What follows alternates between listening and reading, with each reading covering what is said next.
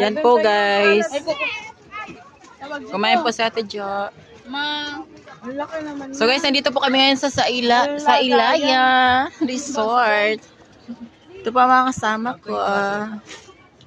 Sa Ate Jo, no? Laki ng bibig. Tuloy ng baso si ano eh. Madumi yung kutsara ko.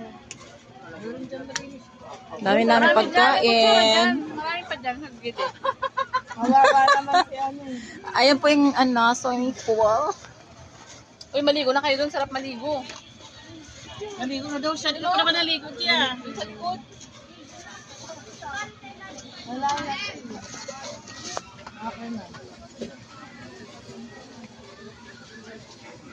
Ano sa iyan? Kaya ka lang naman. Binibituhan ka. Kaya ka ng miss.